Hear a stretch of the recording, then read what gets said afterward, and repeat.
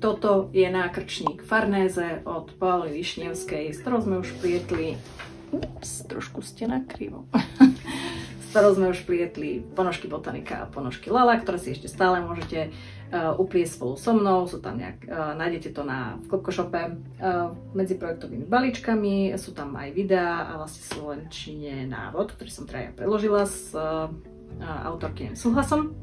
No ale späť k Farnéze, nákrčníku. Nákrčník Farnéze vychádza z ponožiek Botanika, ktoré sa nám super plietli, a tak keď ma Paula oslovila, že či by som nechcela priložiť aj tento nákrčník, s radosťou som súhlasila, a ešte k tomu ako bonus som preložila Farnéze shawl, čiže šatku, z ktorej vlastne tento nákrčník alebo cowl vychádza. Pretože šatku myslím, že v 2019 Paula vydala a tento nákrčník je teraz novinka. Vydala ho koncom augusta. No, originál nákrčníka aj tej šatky sa pletie z Mayak Fibers a na tento nákrčník by ste minuli nejaké 4, ale žiaľ my túto vonku v Klopkoshope nemáme, a tak som hľadala nejakú alternatívu. Hrúbkovo sedí Lovely Merino Treat, avšak ten nemá moje milované melanžové odtiene, takže som si ja spravila tento melanžový, ja som si spravila, ale pre dceru som spravila, pretože ona si má béžové obdobie a túto béžovú farbu si vybrala.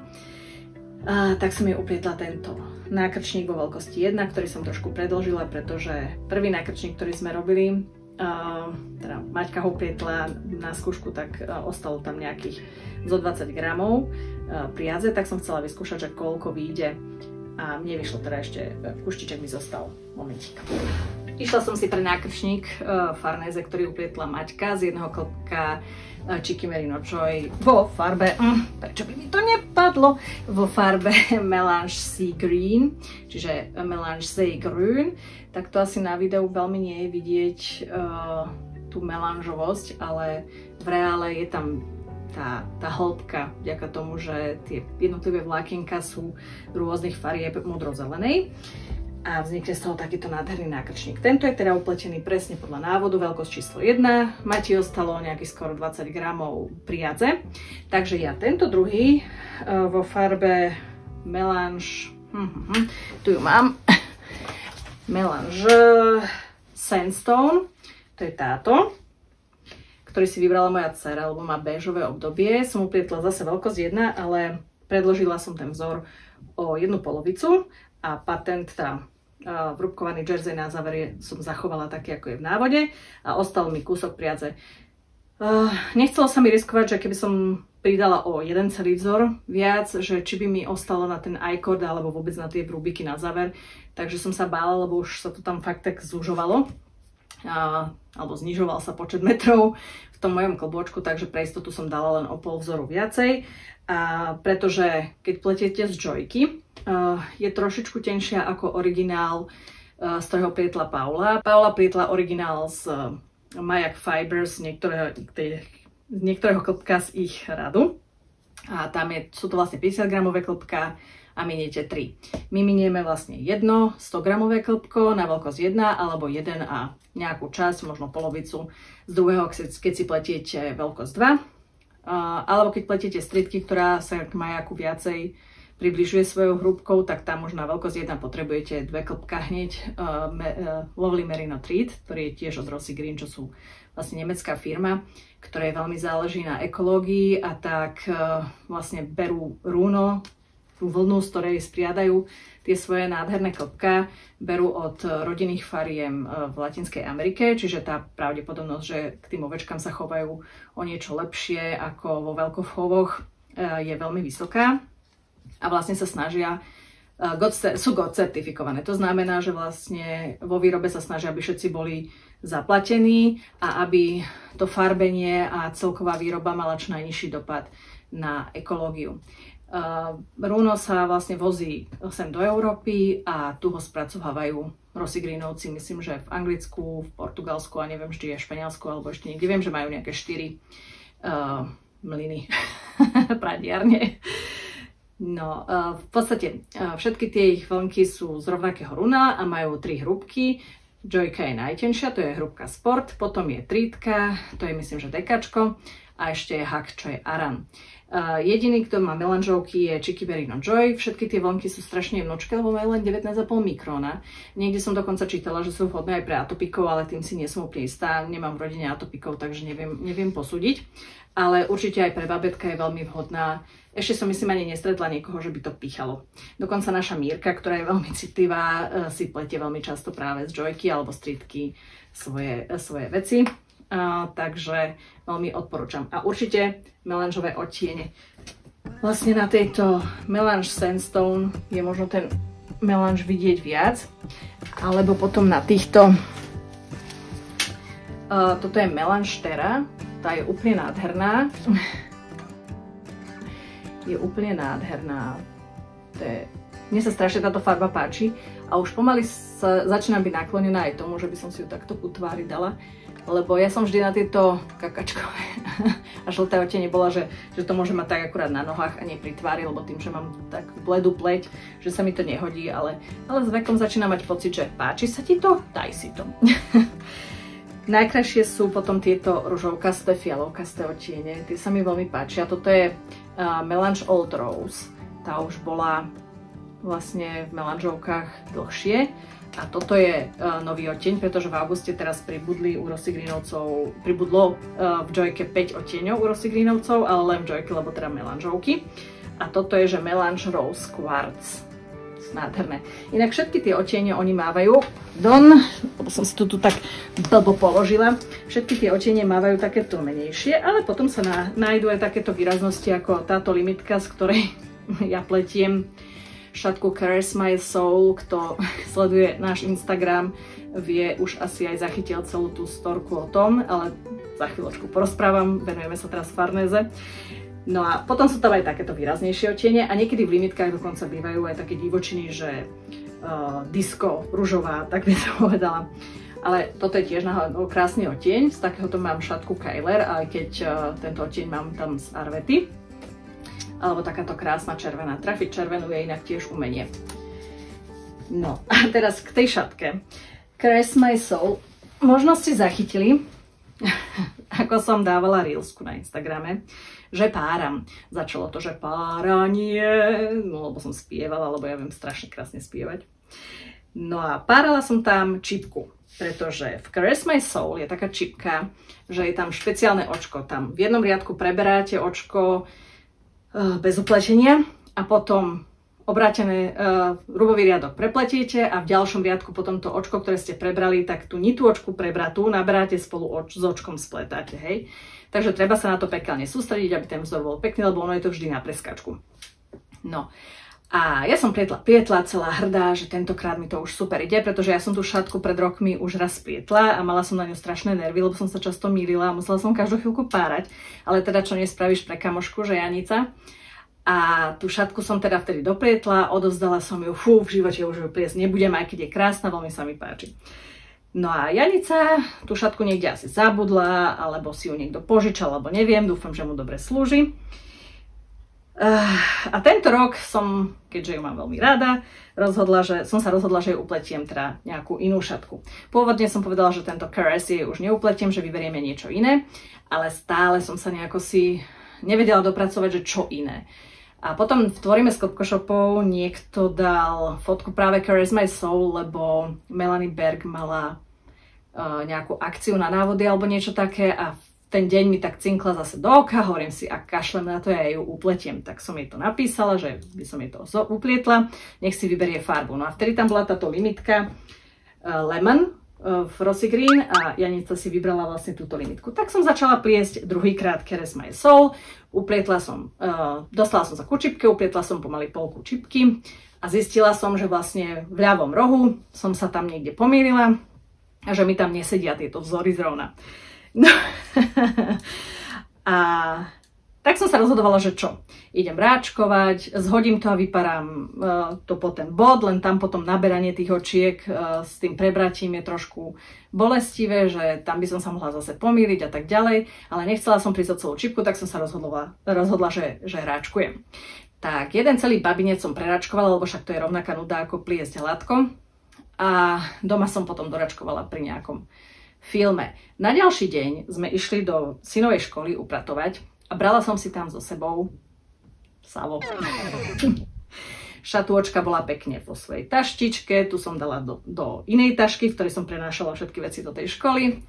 A to Savo som hodila do tašky tej spoločnej, ale akože nie do tej projektovej taštičky, iba to bolo v tom spoločnom batohu. No a čo čert nechcel, však prečo by sa to mne nestávalo, lebo som blbá a nepredvídam. To Savo jemne asi vypúšťalo a kvapkalo a rovno na tú projektovú tašku a z tej projektovej tašky to vsakovalo do tej šatky. A kam?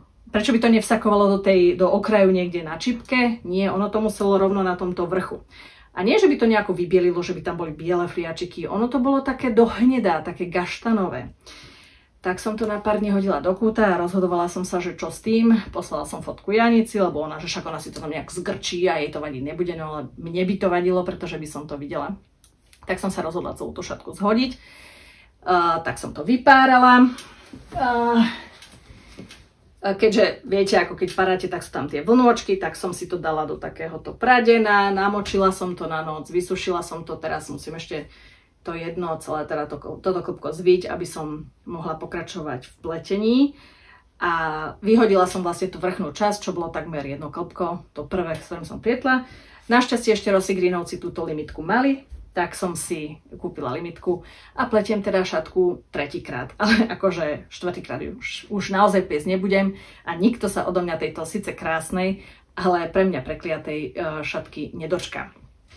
Tak, to je veselo smutná, tragikomická storka o mojej šatke Caress My Soul od Melanie Berg. Ale určite odporúčam, vám to pôjde oveľa lepšie. Mimochodom, pýtali ste sa si odo mňa, že ako sa to očko robí, tam na Instagrame, keď som ukazovala to páranie. Takže hneď ako sa k tej čipke dostanem, sľubujem, že vám to natočím, že ako prebrať a potom naberať to očko, aby ste si prípadne aj vy mohli túto úžasnú šatku upliesť. Ale rozhodne si musíte upliesť túto šatku Farnéze, aby som sa vrátila k tej pôvodnej téme, ktorú som nedokončila. Pardon, strašne ma hryzie nos. Aby som sa vrátila teda k tej pôvodnej téme, pozývam vás veľmi srdečne k pleteniu spoločnému šatky, teda aj šatky Farnéze, aj nákrčníka Farnéze. Nákrčník Farnéze, ktorý mám ja vlastne tu na sebe, vytvorila poľská dizajnérka Paula Višňovská, s ktorou sme už plietli spolu Botanika ponožky a Lala ponožky. A tie, čo ste plietli ponožky Botanika, tak tento vzor vám bude veľmi povedomý, pretože áno, je to presne on. A tento nákrčník vychádza vlastne zo šatky Farnéze, ktorú Paula publikovala ešte niekedy v roku 2019. Tá je tiež nádherná a môžete si ju upliesť a keď si ju upletiete a dáte mi fotografiu, mi pošlete, buď teda na mail, alebo ju dáte do recenzie k projektovému balíčku na šatku Farnéze, tak sa zaradíte do súťaže o nádhernú knižku 52 Weeks of Shawls, ktorú som si zabudla doniesť, takže momentík. Takže, furt tu behám, furt tu vidíte moje štihle brúško. Takže toto je knižka, ktorú môžete vyhrať. Je to nádherná publikácia od publikácie. Je to nádherná publikácia od vydavateľstva Lane, ktorý poznáme a máme rady. A nájdete tam vlastne 50 návody na 52 šatiek o významných dizajnerok a dizajnérov a môžete sa činiť a upliesť si vlastne na každý týždeň v roku jednu šatku. Tak sa na to budete cítiť. Ale nie, naozaj sú tam nádherné návody a aj keď na vás opúšťa múza, tak si polistujete a veľmi, veľmi, veľmi rýchlo vás zase chytí. Takže zapojte sa do spoločného pletenia šatky Farnéze alebo nákrčníka Farnéze, pričom teda keď sa zapojíte do šatky, môžete vyhrať túto nádhernú knižku a keď sa zapojíte do nákrčníka, tak získate odo mňa návod na moju čiapku veternica. A to buď v dekačkovej verzii, ako je táto čiapka, alebo v klasickej z Joyky, prípadne mohairovú verziu, ktorú mám mimochodom tiež nahodenú, lebo ja nikdy nemám jeden projekt. A mohairová verzia, tentokrát skúšam takúto tmavšiu, že vlastne tmavo-sivá sa prelinie do takej vresovej zelenej, alebo ako ju nazvať. Báza Arvetová je vlastne táto modrozelenkavá. Ťahala som vlastne najprv mohair tmavosivý a teraz tiež takýto zelenkavý, lebo táto farba ma veľmi upokojuje a na jeseň sa mi veľmi páči. Takže toto bude taká pánskoidná alebo na väčšiu dámsku hlavu a už sa na ňu teším, keď ju dokončím, lebo v lete som si rozrobila tento rok, ja neviem, strašne veľa projektov a to už som mala rozrobených aj predtým. V tomto som strašná, stále sa nejako neviem učlovečiť a začať menej začínať a viacej dokončovať, ale tak túto čiapku určite dokončím. Ďalšiu vec, ktorú chystám, je táto nádherná čiapka, ktorú mám na hlave, v ktorej mi je už teplo, takže s vašim dovolením si ju dám dole. Tak. Ešte v januári alebo februári keď som začala pliesť Piolan, alebo Piolan, neviem ako sa to vyslovuje sveter pre dceru, ktorý ešte nemám dopletený a ktorý vám ukážem za chvíľku. Tak mi myslou prebehla myšlienka na káblový vzor prestriedaný rýžovým vzorom, prehodený lem, na tejto ešte není prehodený lem, lebo však na čo budem, keď niečo skúšam len a veľa páram, tak nebudem robiť preložený lem, keď môžem urobiť aj jednoduchý a párať veľa tu. No a že to má byť taká obopnutá čiapka, lebo mne sa tie obopnuté veľmi nehodia. Teraz keď mám takéto krátke vlasy, tak sa mi hodia ešte menej ako predtým, keď mi sa toho trčali trošku vlásky a sa to dalo nejako si upraviť. Potom vyzerám jak taká guľa, alebo aspoň nemám ten pocit. No ale sú aj ľudia, ktorým sa skôr hodia takéto čiapky. Tak som si povedala, že musím spraviť dizajn aj na takú nejakú. A hlavne sa mi tie osmičky veľmi páčia. Ja mám veľmi rada textúry a tieto osmičkové vzory. No a preblesla mi hlavou myšlienka, že vlastne to musí byť čiapka, ktorá bude pol na pol, hej? Že ten vzor sa bude stretávať a budú vlastne rovnaké tie vzory vpredu a vzadu a túto sa prestriedajú. Takto vlastne, že jedna tá rybia kosť pôjde hore a druhá bude podkova, teda jedna rybia kosť kvázi a druhá podkova. Aj keď je to ten istý vzor, len inak točíte tie osmičky a budú sa stretávať, hej? Že jeden pôjde hore, jeden dole, potom tu sú tie ryže. Potom je tu zase zopakovaný jeden vzor iba a potom sa zase stretnú. S tým, že keď si dáte tú čiapku na hlavu, vlastne tak tu máte také predelené kvázi. Neviem, či si rozumieme. Ale teda, som z nej nadšená, veľmi sa mi páči. Aj vám ju pofotím na cere, tá je fotogenickejšia ako ja. A už je testný, tu je Katka v takej bežovkastej farbe, v podstate sa hodí veľmi k tejto, čo mám tu. Takže spisujem už návod, ešte skúsujem, už som jak moje deti, ešte skúšam väčšiu veľkosť, aby bola teda aj pre pánov, ale len čo to bude spísané, schéma nakreslená, celé to bude utrasené, bude to odskúšané, tak to odpublikujem a môžete si to z ďalšej mojej obľúbenej vlnky od Regie Merino Jak upliesť. Je to ponožkovka, vydrží fakt, že veľa, lebo to má byť akože aj do topánky, aby to vydržalo odery a tak ďalej, takže tú čiapku si ponosíte roky, ak ju nestratíte. A ak tam vzniknú nejaké žmolky, tak si to proste len odžmolkujete a tak. Takže ak ste ešte osmičky neplietli, toto bude projekt akurát pre vás, lebo bude k tomu video, budete si môcť pozrieť, že ako čo točiť a tak ďalej, že ako sa to robí. Tak sa veľmi teším, keď už tento projekt spustím a uvidím aj vaše čiapky. Mimochodom, nemám pre ňu názov. Takže ak máte nejaký tip, ak vám napadá, že ako nazvať túto krásnu čiapku, tak mi napíšte do komentára. Ďakujem veľmi pekne. No a keď už bola reč o tom svetri, všetko som si tu pohádzala takto vedľa seba, sa tu váľam teraz, tak ten sveter je z knižky Nitická Levala, ktorá bola vydaná, myslím, že koncom minulého roka, začiatkom tohto. Ešte teraz prišli ďalšie nejaké k nám do Klopkošopy, pretože táto knižka bola celkom obľúbená, tak som ešte zobrala nejaké, že keby niekto nestihol a chýbali mu. No a sú to vlastne, je to fínska autorka Jenna Kostet, ktorá vydala vlastne túto knižku s vypletanými pulovrami a ponožkami a rukavicami. Takže ak ste ešte nikdy nevypletali, asi by som úplne nezačala jej vzormi, pretože tým, že tie vzory sú veľmi komplexné a vlastne menia sa tam farby po dvoch očkách, po očku a tak ďalej. Takže človek sa musí naozaj veľmi sústrediť. Plus, keď pletiete pulover podľa jej návodu, tak máte tam samostatnú tabulku na predný a zadný diel a samostatnú tabulku na rukáv a teraz jedna je na jednej strane, druhá na druhej strane. Prípadne si môžete z Dropboxu Line, tu v knižke je vlastne aj link, stiahnuť aj pre tú príslušnú veľkosť, ktorú pletiete, ale aj tak sú to vždy dve tabulky, musíte sa presúvať, posúvať a pekelne sa sústrediť. Nie je to proste pleteničko, že sadnem si, pozerám seroš a len tak si štrikujem. No a ten pulover, ktorý pletiem ja pre dceru, čo si vybrala, sa volá Piolan, neviem čo, lebo sú tam dva piolany, neviem, či Piolan znamená sveter. Takí Fíni sa musia chytiať za hlavu, alebo tí finčinári, keď ma počujú. A teraz takto narýchlo to nenájdem. Aha. Ešte, že to mám označené, že? Tu je. Napaď. Toto je on. Fiolandeito, ale ja ho budem robiť len dvojfarebný. Dcera si vybrala vlastne kombináciu modro-modrej a ide mi to pekelne pomaly, ale vyzerá to nádherne. A to by som nebola ja, keby som už hneď nepárala, pretože už v takejto fáze toho pulovera som v januári bola.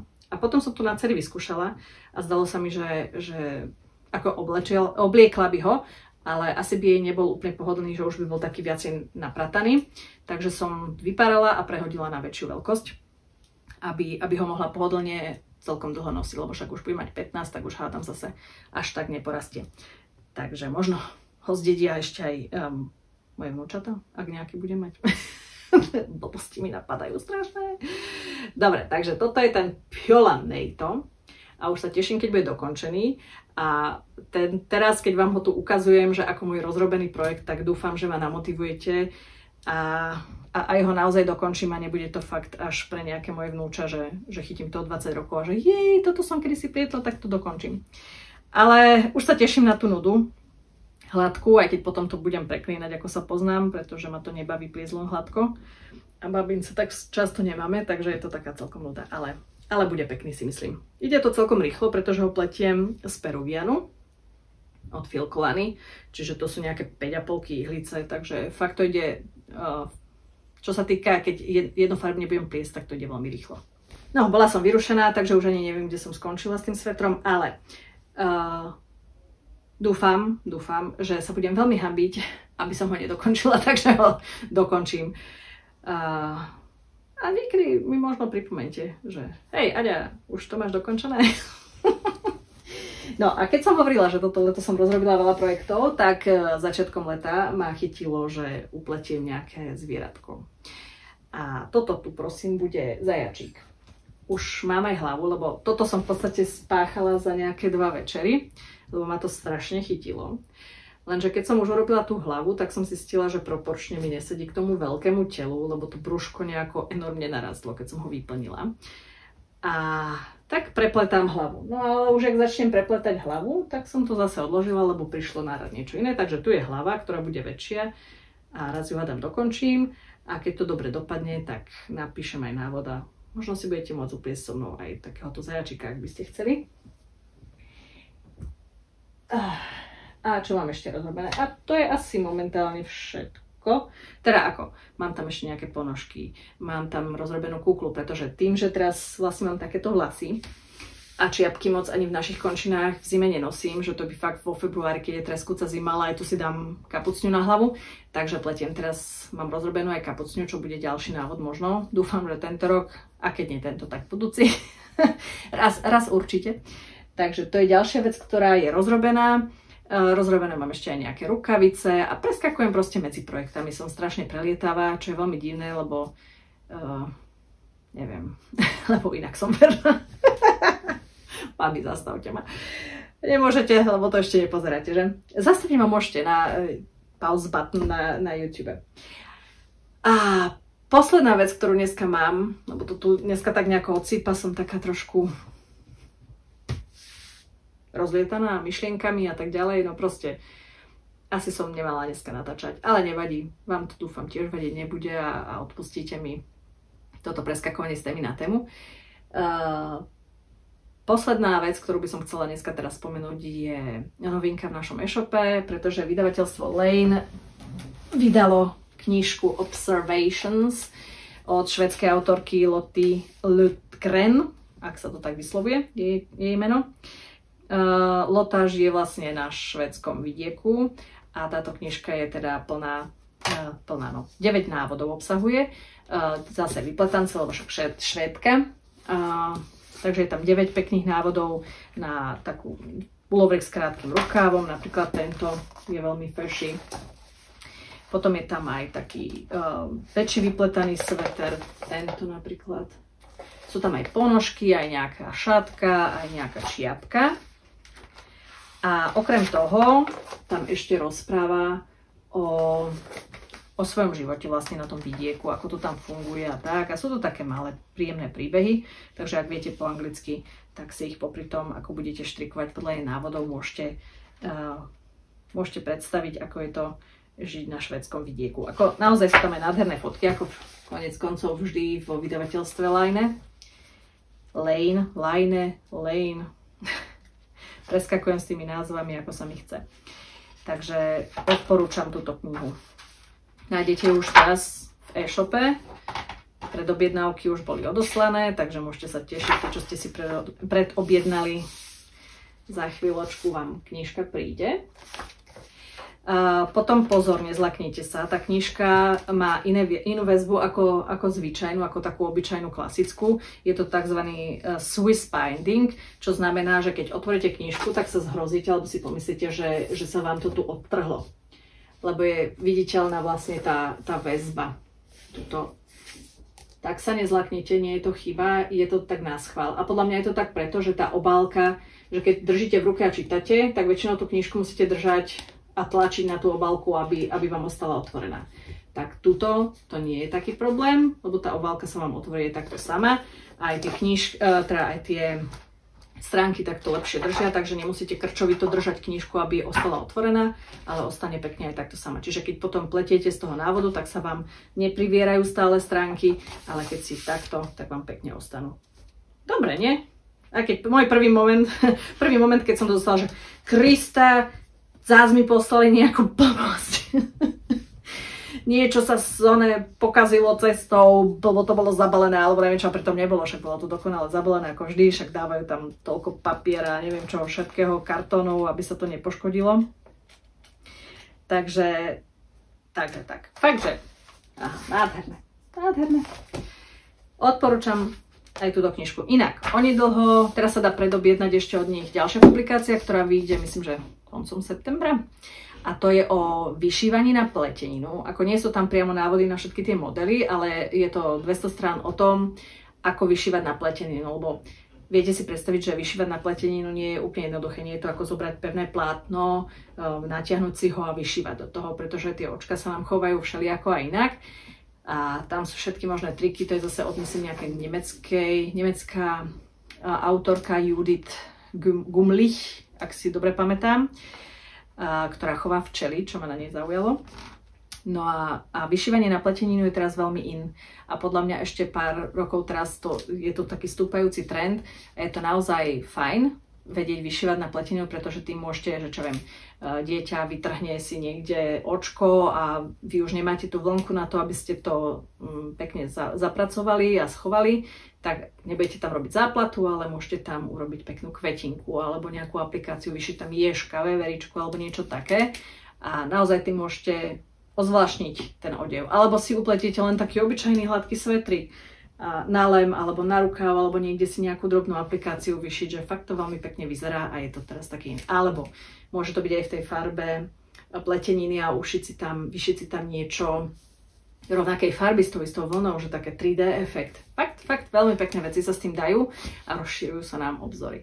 Takže určite odporúčam, nakúknite aj na tú knižku u nás v shope, lebo si ju môžete predobjednať a vlastne hneď ako príde, tak ako tí, čo si predobjednali Observations alebo predtým kedysi Knitted Kalevala alebo hociakú knižku od Laneu, keď vyhlásim predobjednávku, tak hneď ako mne tie knižky prídu. Väčšinou to býva ešte v ten deň, keď knižka vychádza, tak ja už ich mám a odosielam ich k vám. Takže máte ich hneď čerstvé, voňavé, no dobre, nie sú až také voňavé, ale voňavé knižky.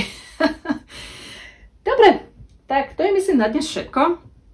Dúfam, že som na nič nezabudla a keby, tak vám to tam niekde v komentári alebo niekde dopíšem, alebo sa ozvem na budúce s nejakým ďalším občasným dielom na dobrej vlne. Toto je, myslím, že Peťka. Tak rada som vás videla, dúfam, že aj vy mňa a teším sa na budúce. Majte sa pekne!